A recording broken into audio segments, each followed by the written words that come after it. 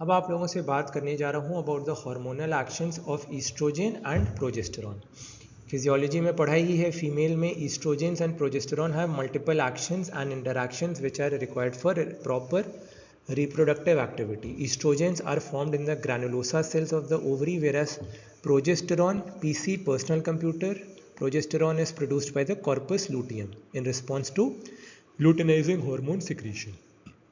Estrogens क्या करते हैं? They promote the development and growth of the fallopian tubes, uterus, vagina, as well as secondary sex characteristics such as breast development, skeletal growth, and axillary and pubic hair patterns. ठीक, फिर menstrual cycle में क्या क्या phases होते हैं? Physiology का revision है बस। फॉलिकुलर फेज होता है एक, फॉलिकुलर फेज में ओवेरियन फॉलिकल्स को रिक्रूट किया जाता है और एक ईस्ट्रोजन सिक्रीटिंग फॉलिकल डेवलप होती है।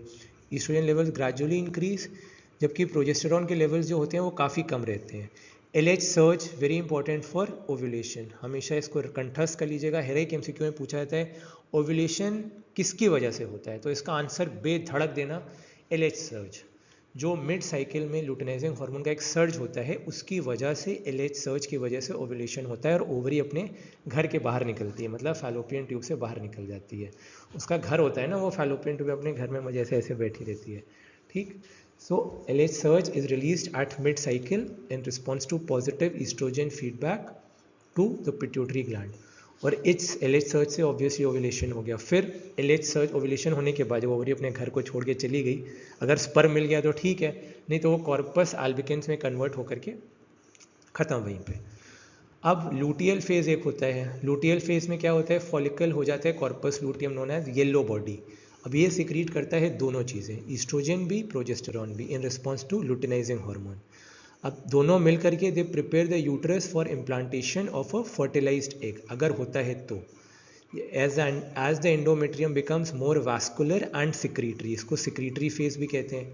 प्रेगनेंसी हो गई तो अलग बात है, अगर नहीं हुई सो कॉर्पस लूटियम ईस्ट्रोजन प्रोजेस्टेरॉन बनाना बंद कर देगा, एंडोमेट्रियम स्लफ कर जाएगी और मेंस्ट्रुएशन में मेंस्ट्रुअल ब्लीडिंग हो जाएगी। प्रेगनेंसी हो गई, सबसे पहला एब्सेंस ऑफ पीरियड्स।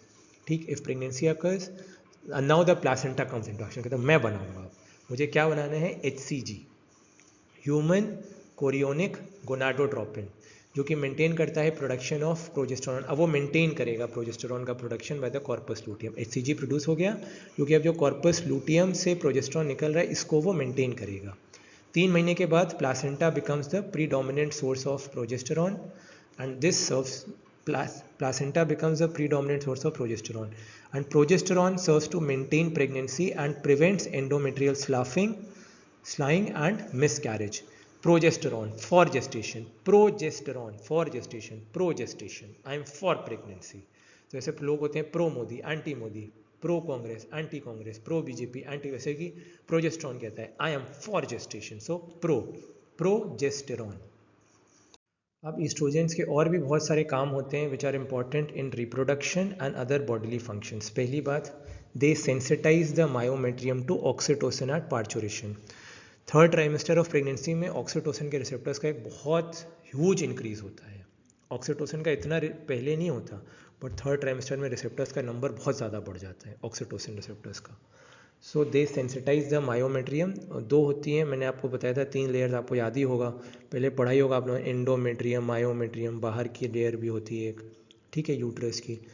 तो this facilitates labour. Estrogen sensitizes the myometrium to oxytocin at parturition और childbirth which facilitates labour, पहला काम।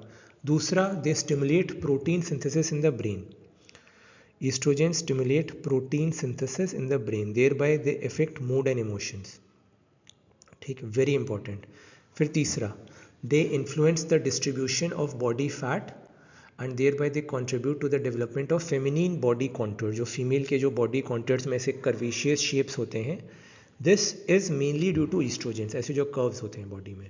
ठीक, they enhance blood coagulation by increasing the synthesis of clotting factors. ठीक है, ब्लड कोआगुलेशन को enhance करते हैं, क्लॉटिंग फैक्टर्स के सिंथेसिस को बढ़ाते हैं। और पांचवा, they prevent osteoporosis by inhibiting bone resorption. पांच, ठीक है, पांचों functions. Estrogens are responsible for epiphyseal closure in both males and females, जो कि बोन ग्रोथ को रोकता है, नहीं तो फिर बोन तो ग्रो ही होती जाए, फिर एक्रोमेगाली ये सब हो सकता है, ठीक है। सो इसीलिए एक बार इन पांचों को रिवाइज कर लेते हैं। पहली बात, सेंसिटाइज कर रहे हैं मायोमेट्रियम को to oxytocin at parturition childbirth which facilitates labour.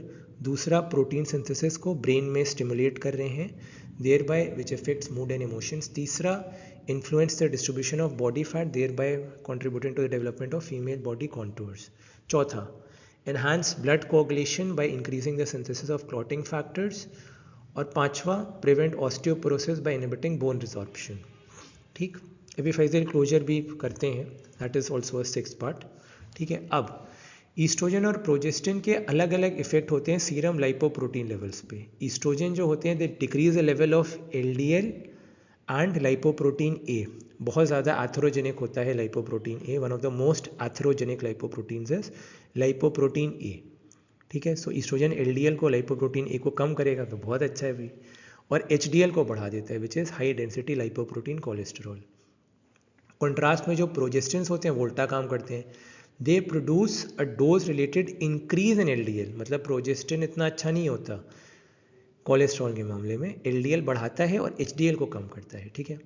अब प्रोजेस्टेरॉन और बाकी प्रोजेस्टिन्स क्या करते हैं, they increase basal body temperature by 0.5 to 0.8 degree centigrade, Fahrenheit में बोले तो 1 Fahrenheit to 1.5 degrees Fahrenheit at ovulation. Ovulation पे थोड़ा बेसल बॉडी टेम्परेचर बढ़ जाता है और throughout the luteal phase, ठीक है। This enables the timing of ovulation. Emotional state को भी इफेक्ट करते हैं और mild mineralocorticoid salt retaining property भी इनकी होती है। कुछ synthetic प्रोजेस्टिन्स have other effects which are attributed to their androgenic activity.